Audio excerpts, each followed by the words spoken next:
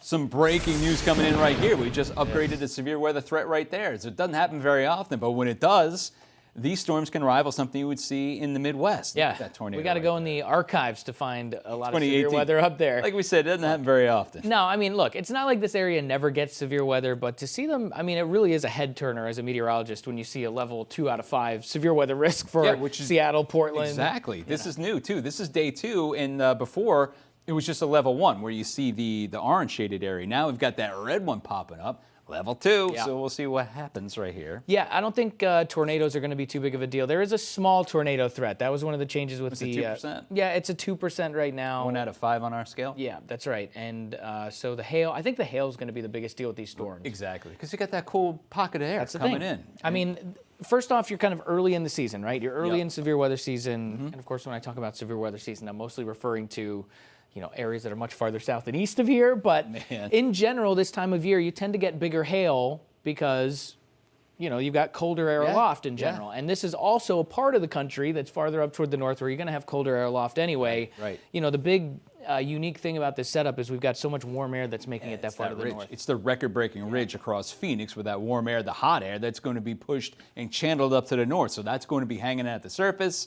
You get the Cape coming in, the low-level Cape, cold air on top of it, cold on top of warm.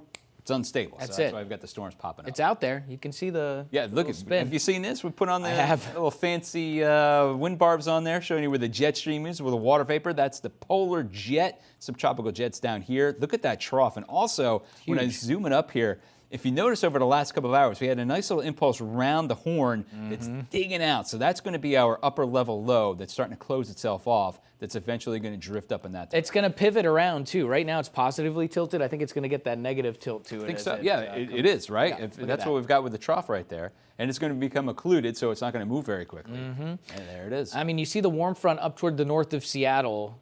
To have a storm system come in like this and have the warm front get to the north, the idea that you're getting warm sectored out in this part of the country. We were talking about that before, like Ian and I. We're like, you got to be kidding me. We're looking at actual surface boundary layer heating to see if we'll get any kind of sunshine out of it. We're talking about the mountains. It's a cascade. I know. Available storm energy. I know we throw that around a lot, but just so people understand what it is, it's just the ability for the air to rise, right? When you got more instability equals the air rises more easily, and the more easily the air can rise, the more easily you can get storms. Yep. My buddy Christopher Tate just put this in there for me. There's your tornado threat right there. That's a weak shot, but it's still a possibility. And like you said, anytime you go up I-5 from Eugene all the way through Seattle, you've got a tornado threat. I know it's weak, but it's there.